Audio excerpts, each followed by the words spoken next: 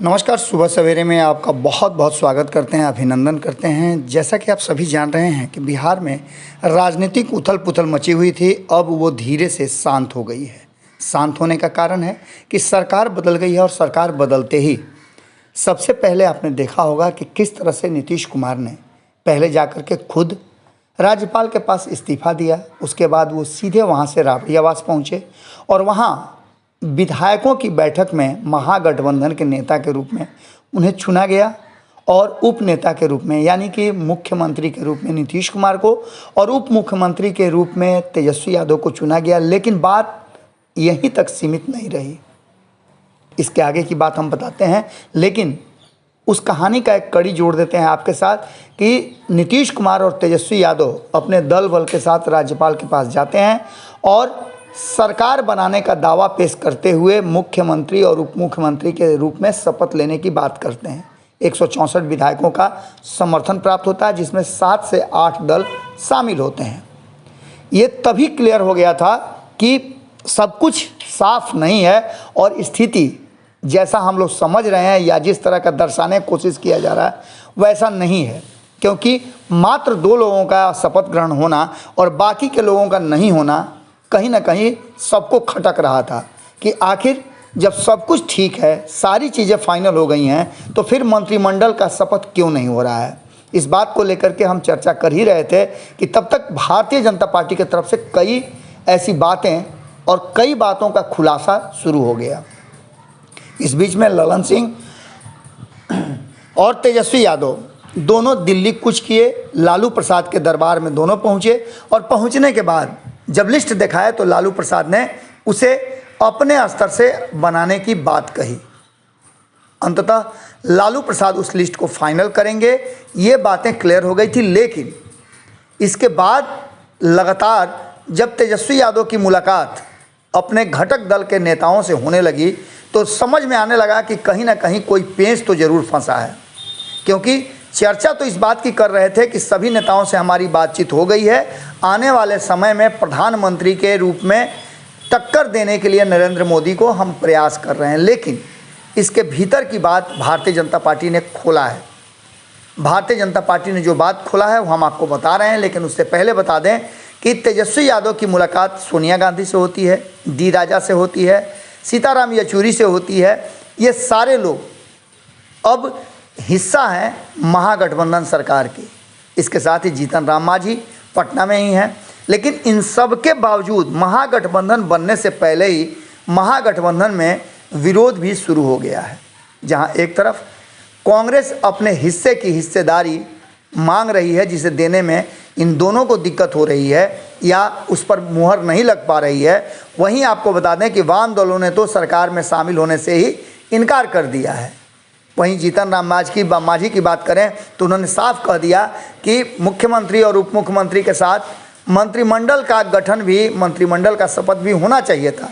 आखिर क्यों नहीं हो रहा है? इन सारी बातों को लेकर के जिस तरह की चर्चा चल रही है उसमें सम्राट चौधरी ने कुछ बातें कही है। सम्राट चौधरी आप समझ रहे हैं कि काफ़ी एक्टिव हैं और संभावना व्यक्त की जा रही है कि नेता प्रतिपक्ष के रूप में उनका नाम सामने आ रहा है।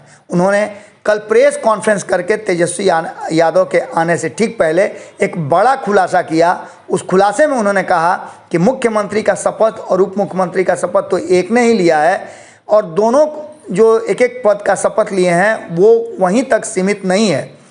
जल्दी ही आपको देखने को मिलेगा कि सभी दलों से एक एक मुख्यमंत्री या उप मुख्यमंत्री भी हो रहे हैं। लेकिन इससे भी बड़ी बात है कि सुपर मुख्यमंत्री के बारे में उन्होंने कहा और क्या कुछ कहा, कौन सुपर मुख्यमंत्री होगा, किसके हाथ में कमान होगा। हम लगभग ये बातें आपको पहले बता चुके थे, लेकिन अब सम्राट चौधरी ने भी 120 एमएलए तेजस्वी यादव जी के साथ है, उनको 2 विधायक की जरूरत है मुख्यमंत्री बनने के लिए। आप समझिए कि बिहार की राजनीति कहां जा रही है। एक तरफ तेजस्वी यादव जी को मात्र 2 विधायक की जरूरत पड़ेगी और सरकार बना लेंगे। तो मैं सिर्फ अब तेजस्वी यादव जी को याद दिलाना चाहता हूं या राष्ट्रीय जनता दल के नेतृत्व आदरणीय लालू प्रसाद जी को याद दिलाना चाहता हूं कि 20 के चुनाव में आपने जो घोषणा किया है, बिहार की जनता उसको चाहती है कि आप पूरा करें। आपने कहा था कि पहली कैबिनेट में 10 लाख रोजगार नौजवानों को सरकारी पक्की नौकरी देंगे, कोई कॉन्ट्रैक्ट नहीं, कॉन्ट्रैक्ट सिस्टम को खत्म करेंगे, जीविका दीदियों का उनको मानदेय खत्म करके उनका कैडर बनाएंगे और पूरे बिहार के किसानों का ऋण माफ करेंगे। तो आप समझिए साथियों कि बिहार की राजनीति में चोर दरवाजे से जो सरकार बनी है उसको अब वादा पूरा करना होगा। 2024 में जो प्रधानमंत्री का सपना देख रहे हैं वो सपना तो पूरा नहीं होगा। और इसलिए मैं कहता हूं कि देश की राजनीति में आज जितने भी छत्रप हैं, ममता बनर्जी अलग अपनी राह चल रही हैं, केजरीवाल अपने राह चल रहे हैं, और सबने कहा, कांग्रेस ने भी कल कह दिया कि हमारे उम्मीदवार नहीं है, टीएमसी ने भी कह दिया। तो इसलिए साथियों बड़ा स्पष्ट है कि हम दो बड़े मुद्दे पर डिमांड करना चाहते हैं कि यूपीए जो आज नया यूपीए है इसको ये जानकारी देना चाहिए कि 1 सीएम होगा कि 5 सुपर सीएम होंगे। जो आपके 2020 के घोषणा थे, क्या उस घोषणा को आप पूरा करेंगे? क्योंकि हम तो व्यक्तिगत तौर पर मैं मानता हूं कि मुख्यमंत्री तो तेजस्वी यादव है, उसका आपको संज्ञान में उनकी बातों में है, मुख्यमंत्री जी ने भी उनकी बातों को रखा है। विजय सिन्हा जी स्वयं निर्णय लें। ये संवैधानिक पद पर है, कोई राज्यपाल को नहीं कह सकता है कि आप रिजाइन करें कि नहीं करें। उसी तरह विधानसभा अध्यक्ष को कोई नहीं कह सकता है कि आप रिजाइन कर दें। वो उनका विवेक है, उनको तय करना है। खबर आ रही है कि पारसपुर से सांसद हैं, वो टूट रहे हैं, दिल्ली की तरफ जा रहे हैं, क्या करें? हमको कोई सूचना नहीं है।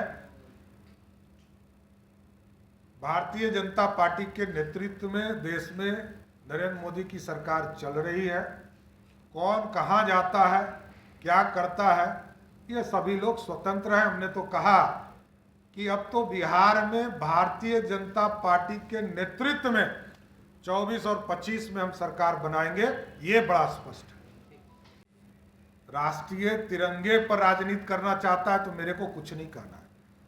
हम लोगों ने तय किया है, देश के प्रधानमंत्री, देश के गृह मंत्री, पूरी भारतीय जनता पार्टी ने तय किया है आदरणीय नड्डा जी के नेतृत्व में कि हम पूरे देश में घर घर झंडा पहुंचाने का काम करेंगे और झंडा फहराने का काम उनको भी करना चाहिए। केजरीवाल जी कर रहे हैं, कोई मना कर रहा है क्या? अब उनको यदि लगता है कि यह देशद्रोही का मामला है तब तो हमको कुछ नहीं करना। सर एक सवाल है कि आपने कहा कि वहाँ 6 मुख्यमंत्री है, बीजेपी जो है, बीजेपी अभी तक मुख्यमंत्री पद जो है एक तरह से चेहरा क्यों नहीं बना पाई 17 साल में, और आगे लड़ाई कैसे होगा? क्योंकि लोग जो मीडिया रिपोर्ट्स में कहा जा रहा है कि नेता प्रतिपक्ष जो अभी मुख्यमंत्री हो गए, उप मुख्यमंत्री, उनके अलावा कोई चेहरा है नहीं बीजेपी में उनसे लड़ने के लिए। देखिए एकदम गलतफहमी है। भारतीय जनता पार्टी का एक एक कार्यकर्ता मुख्यमंत्री के उम्मीदवार के लायक है, ये ध्यान रखिएगा। 365 दिन में 300 दिन भारतीय जनता पार्टी का कार्यकर्ता दिन में रात में पार्टी के लिए काम करता है, समर्पित कार्य करता है। और ये इस पार्टी में एक जिधर आप देखिएगा गैलेक्सी ऑफ लीडरशिप में कोई काम करता है, लोकतांत्रिक व्यवस्था में काम करता है, वो सिर्फ और सिर्फ भारतीय जनता पार्टी करती है। कोई वन मैन शो नहीं है, कोई यहाँ कोई केयर टेकर नहीं बनना है। कुछ लोग आजकल केयर टेकर बनकर खुश हैं, हम क्या कर सकते हैं? यहाँ होल टाइम पावर के साथ लोग आते हैं। नड्डा जी बैठे हैं तो पूरे देश में भारतीय जनता पार्टी को फैला रहे हैं। यहाँ डॉक्टर, क्योंकि अब तो बुलेट प्रूफ वाले डिप्टी सीएम भी हैं।